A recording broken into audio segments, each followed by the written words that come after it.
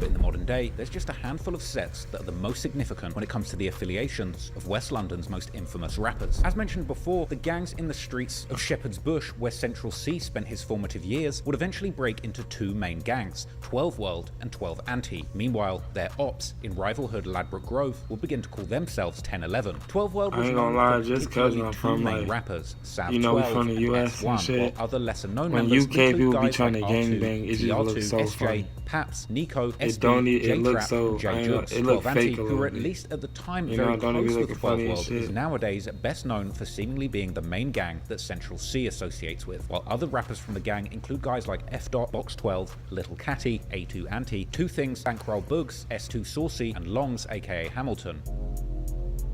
1011, on the other hand, is of course best known for Digga D, while their other known rappers include guys like ZK, Savo, K-Sav, aka Loose One, Horrid One, M Scum, TY, Dodgy, Striker, Rack 5, Splasher, Sini Say So, JDF, and Johnny 5. Now, it's not clear exactly what started the beef between Shepherd's Bush and Ladbroke Grove, but once things went sour, they would soon begin escalating. An old clip, allegedly from 2016, but more likely from 2015, can still be found online, where a group of youths from Shepherd's Bush actually catch and confront a young Digga D, pressuring him to say F the Grove and F Johnny, aka Johnny 5, one of their biggest rappers at the time, and according to some, the leader of the Ladbroke Grove gang, which would later become known as 1011. Where you from, fam? What? Bro, so you f*** with that youth? You f*** with them? You got these youths? You got these youths? Or any of them? Have you got these youths? Speak up, open your fucking mouth, fam. Open your fucking mouth and my talking. You got these youths? Speak up, fam. So what? Have you got these youths? Are you involved in it? Are you involved? You want anyone from Bush? No. I didn't think so. You're not involved. No, you're not involved. Say bro. Say bro. Johnny. Say Johnny. Say Johnny. Say it. Go on, say it in your face. Fuck you.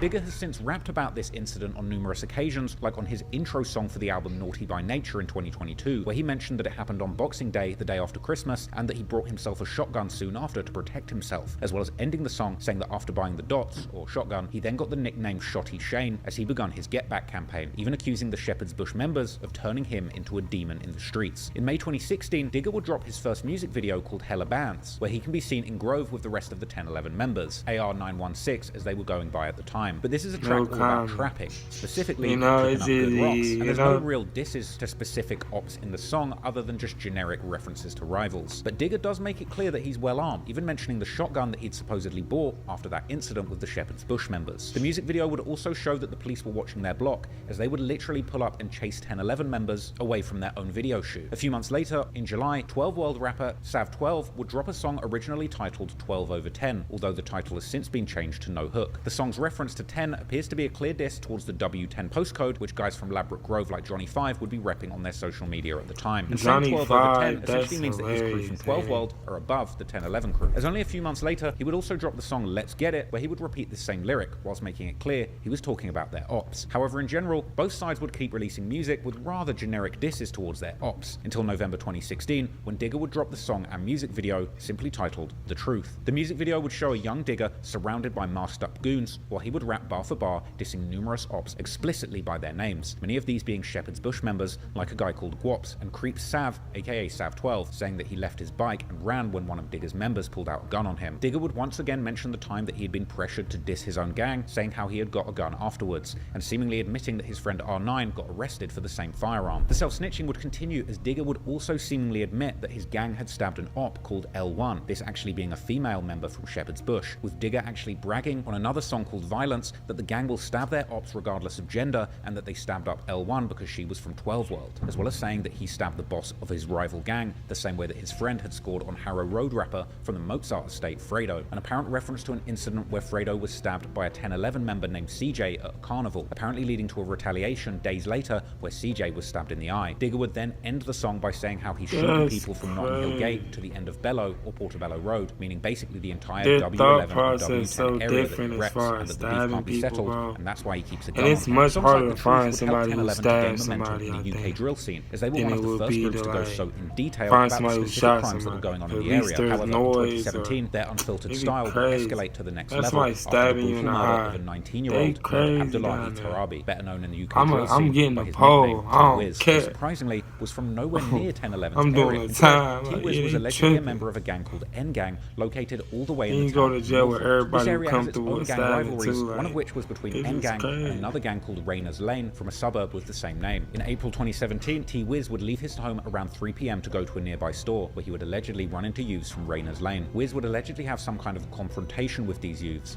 after which 2 of them would begin to chase him, and T-Wiz would take off running, eventually ending up in an alleyway where he would seemingly see his brother yelling at him to go and back the Ramsey, meaning to go and get a Rambo knife. Unfortunately though, while his brother seemingly went to get his knife, T-Wiz's attackers would catch up to him, hitting him with their knife in the abdomen, this stab wound cutting a major blood vessel and leaving part of his intestines hanging out. Soon after, an ambulance would arrive and take him to a hospital in North London, where T-Wiz would unfortunately pass away from his injuries. Years later, his sister would give a recount about the events of that day to the VE Media YouTube channel. So, looking back at the CCTV footage, how it exactly happened was, while I was at the fun fair, he said to me, he made Weetabix, and he said to my mum told him to hoover. He said okay. He brought the hoover from upstairs to downstairs, and he went outside to the shop. He goes, I'm come back, I'm a hoover.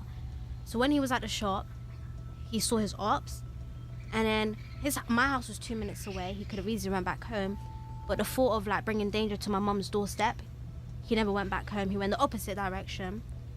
Then he ran, and they chased him, and then he ran into an alley, and then outside the alleyway, when you leave the alleyway, it's a really short alleyway. When you leave, the first door was the door that he needed to go to. But he got out of breath inside the alleyway. Then he started fighting. And as he started fighting, my other brother, he saw him. And then Abdullah said, it's okay, just go back to Ramsey.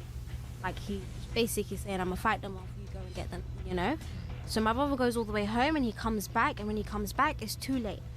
The men are not there anymore, and Abdullah is on the floor.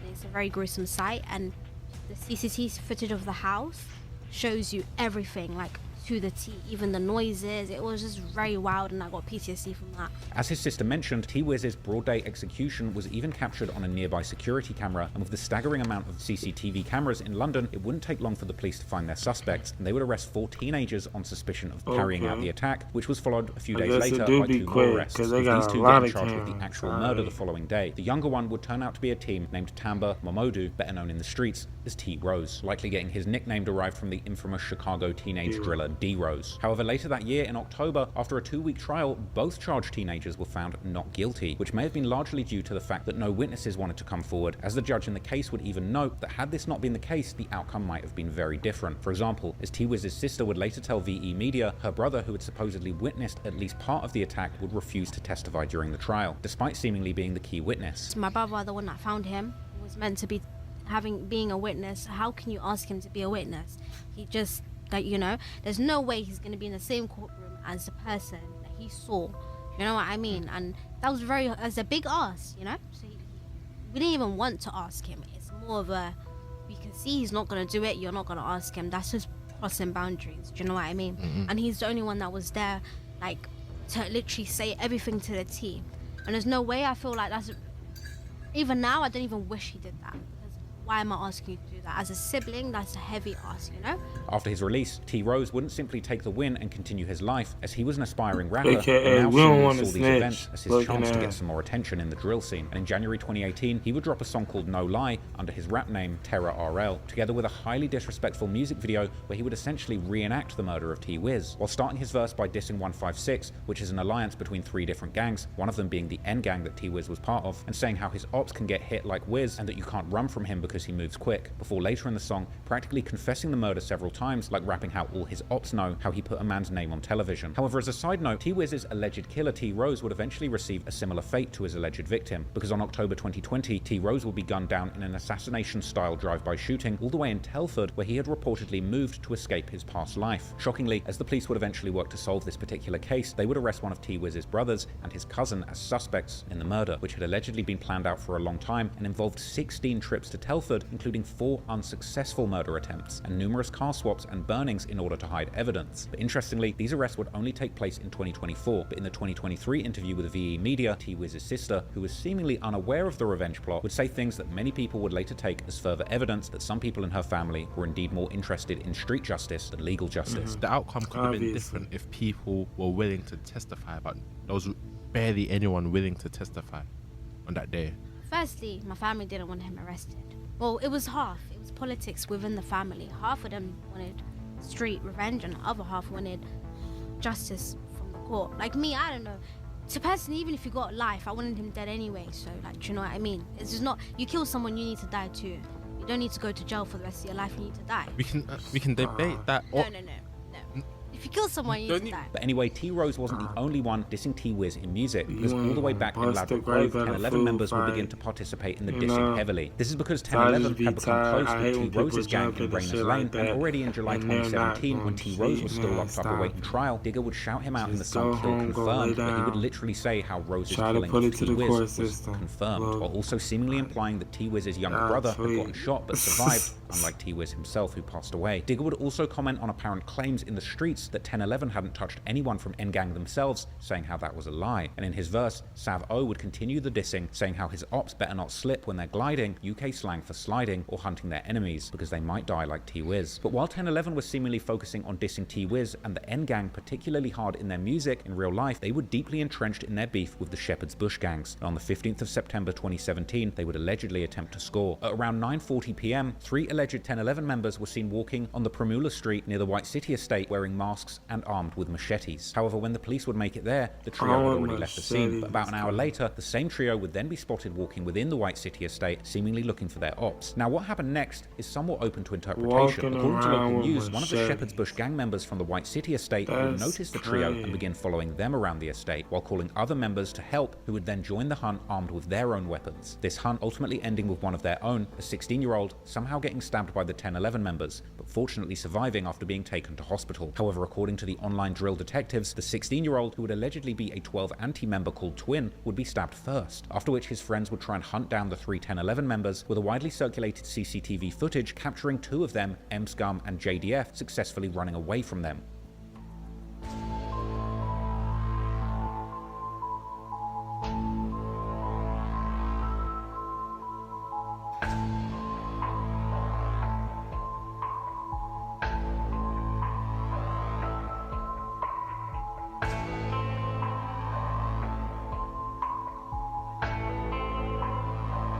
What a machete. They funny as shit. The CCTV would then capture the Shepherd's Bush members after the incident, hiding their weapons in a dumpster where K9-assisted police officers would later recover them. For why, but successfully got away though. I know the police got guns. Yeah, blow their little ass away.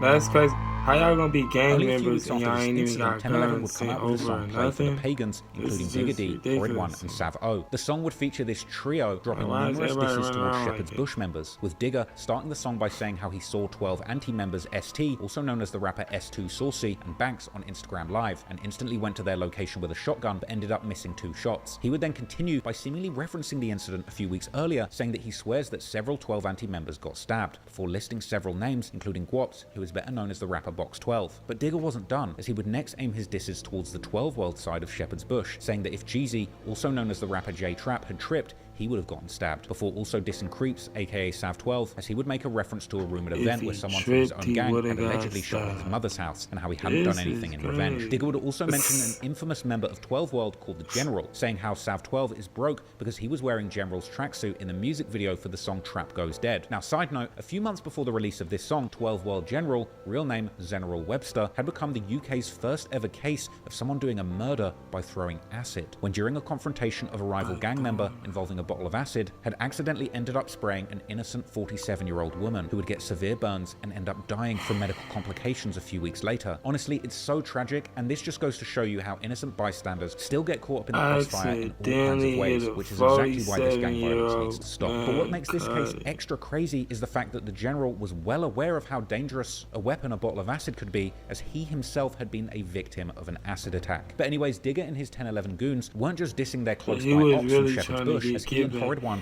would wanted also somebody rap some to very look like disrespectful him. bars about T-Wiz too. He Horrid like, One in man, I particular hate the rapping way a truly this heartless bar about So he how wanted to T-Wiz get got stabbed to everybody death, he but he knew doesn't feel that. sorry for his mother. But the You most know? disrespectful Yes, I part think would that's what arguably it come come the down to. following month in October, only a few weeks after T-Rose had been cleared of the murder charges, as 1011, who had now begun to receive some real attention in the UK drill scene thanks to their brazen diss songs, would appear on one of the biggest platforms in the UK rap scene, the so-called Crib Session series hosted by infamous UK rap DJ Tim Westwood. But it wouldn't be just 1011 who would perform at the crib sessions, as T-Wiz's alleged killer, T-Rose, would Look at how seemingly he step in to spells perform with them squad, too. though. And when 1011 would perform Play for the That's Pagans, okay. T-Rose himself can be seen getting ecstatic about Horrid One's lyric insulting T-Wiz's mother, acting as a demonic hype man for this dark moment, and proudly rapping along to these lyrics that insulted his murder victim. Play for the Pagans was followed the next month with the song and music video titled No Hook, where 1011 would continue on their well-trodden methods of dissing their enemies, with M Scum rapping how they left a man stabbed so that the 12, aka Shepherd's Bush, is hot and crawling with police, and now that they're hot stepping in Zart, aka the Mozart estate, where Fredo and the Harrow Road Boys are from, meaning that they're also trying to stab their ops there and calling the whole of West London the Wild Wild West. Horrid One would aim his disses towards specific members, saying how 1011's affiliates caught 12 anti-member Longs in a prison wing and attacked him, and that Am, a British slang for loud flower strain amnesia, has got his phone line running, just like Creeps, aka Sav12 from 12 World, before saying that Shepherd's Bush members haven't shot any of the 1011 members, so they must not have guns, aka WAPs, or if they do, they must not have bullets for them, ending how he can't believe that they're beefing against such nerds. And of course, they would once again make numerous disses towards T-Wiz, who would become their favourite person to diss at this point, akin to Tuka from Chicago, largely because he was one of the only ops at this point who had actually been killed as a result of the seemingly endless stabbings and shootings going on in the area. But unfortunately for 1011, later that same month, their promising careers in the rap game would come to a screeching halt, as 5 of their members, including Digga D himself, would be stopped by the police, who would find numerous large knives, machetes, and baseball bats, as well as masks and gloves in their car. The 1011 members would claim to the police that these were all just props for their next music video, but the police would claim that they had in fact stopped Digga and his goons right as they were about to go and slide on their ops in Shepherd's Bush once again, as the police had actually found a recently posted video online where Shepherd's Bush gang members were allegedly harassing Horrid One from 1011's grandmother, who was out on their block, and attempting to provoke 1011 to respond. The police got wind of this and shut everything down before it could spiral out of control, and from here the 1011 members would remain locked up for the time being, but in true UK drill fashion, they would end up turning their misfortune into success by taking advantage of the growing infamy around them in the music scene, and at the end of November they would end up dropping their next viral hit, and a song that would go down as one of the most iconic drill songs in history. A song, or technically 2 songs, that they had recorded for the highly popular Mixtape Madness YouTube channel as a part of their Next Up freestyle series, which showcases new artists who have shown promise in the drill scene. The song that also included a live performance style music video. Next Up would once again showcase familiar bars with references to seemingly real events that had happened between 1011 members and their specific ops. This tried and true tactic, mixed with a popular platform like the Next Up series, a hard beat, and clever wordplay, would turn out to be a deadly combination that would immediately go viral in the UK drill scene. The following day, Play for the Pagans music video would break 1 million views, and just like that, 1011, particularly their frontman Digga D, had become one of the hottest commodities in the UK drill scene, all while sitting in jail. Only a few weeks later, the Next Up freestyle would also hit 1 million views, as well as getting added to the official Rap UK playlist on Spotify. And only a few weeks after that, the Play for the Pagans music video would then break 2 million views, followed by the No Hook music video hitting that milestone in February. And from there, the numbers would just keep growing and growing. Years later, during his interview with Armani, Take Risks on the Members Only network, Digga would reminisce on how he had felt in jail as he realized that their music was blowing up. When would you say that the music thing started kicking in terms of like you started realizing that, bro, like man's actually like someone out here type of thing? It was someone in here because I was in jail when man clocked. Okay. So it was like, man done the Next Up, we done No Hook, Play for the Pagans. Then man recorded the Next Up right before man went jail. Recorded it and then went jail. And I need to ring Hunch and that, like, yo, where we going, what's going on? Like, yo, we ain't really got nothing to put out there, like, might as well drop the Next Up. I'm like, bro, like, man, that's long, like, kind of save it, because I know man sitting in here for a while, man's trials all in June and it's like November or something. I said, bro, like, man want to drop what man's got straight away. Yeah. So, okay, might as well do it, the name's ringing anyway. Come out and boom, man's hearing this going off, but these times man's like, I don't even know if man's seen 1 million views yet. You get it, the last time I was on the road, I don't even know if No Hook hit 1 million and that before man even went jail, you get me? So I was like, boom. Kid officers are coming saying, yo, you lot got 1 million, you know? Saying, bro, what? That's mad. Yeah. Man's excited, man saying, what? But man's not believing it, so man's telling them, bro, go on the computer, go on YouTube, type the thing, print it out and bring it to my cell and then I'll believe you. And they're doing that, they're bringing it. I'm saying, yo, the views are going up, chatting to my mom. Yeah, it's going off, Then that was really like, about it. That's it, like just all the officers and telling man, yo, 5 mil now, 6 mil, 7 mil, 8 mil, throughout the months. Yeah. You get me? However, the Next Up freestyle would